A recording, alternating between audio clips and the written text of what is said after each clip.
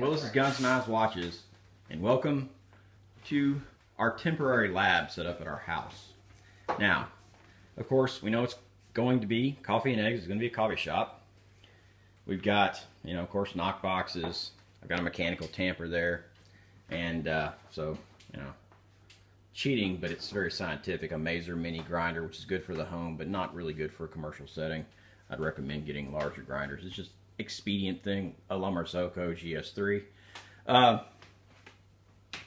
And of course, I've been through that. One thing that I have been doing all the time now is I've stopped using the other portafilters, and I'm now using just a bottomless for everything. Just because it just makes it easier for me.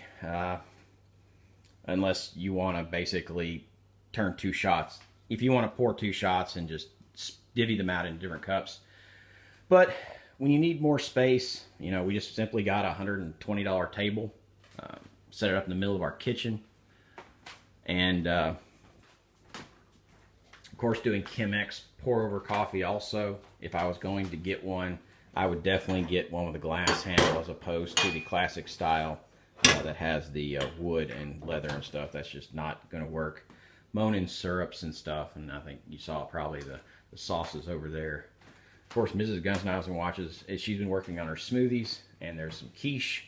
We're going to have quiche, of course, at the coffee shop. We'll also have frittatas. We'll have, biscuits and gravy, that type stuff. Everything else. Lots of egg-based dishes. Lots of egg-based dishes, because it's coffee and eggs.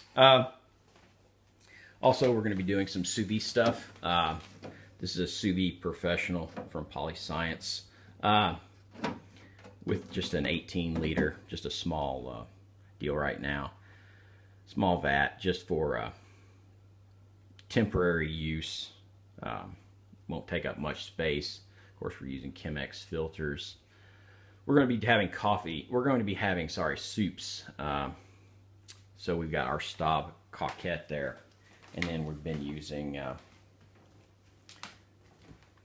for coffee, we basically think we're settling on this Malabar Gold Supreme, which is a really good guy. Dr. John makes it out in California, and he gets it shipped out pretty quick. If you're using coffee that's been roasted within the last couple days, you don't really need to do that. You need to let it set, let the carbon dioxide kind of come out of it a little bit, kind of let it settle down.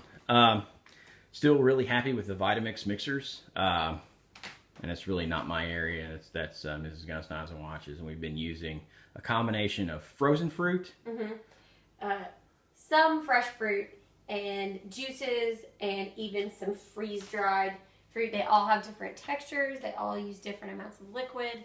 But for experimentation, we've been trying all of them. Yeah. But that's just the way it is. Remember, if you're making coffee, have good water. Our water, you're treating it, of course, before you put it through an espresso machine. But we need to treat it a little bit more. But it's kind of the way it is, and this is just kind of our experimentation, our setup. There'll be more videos to follow with the sous vide too, after we get a little bit, more practice with that. There are countless things to do videos on in here, so we just kind of wanted to give you guys a quick overview of our new lab. Okay. This is Guns, Knives, Watches, and have a good one.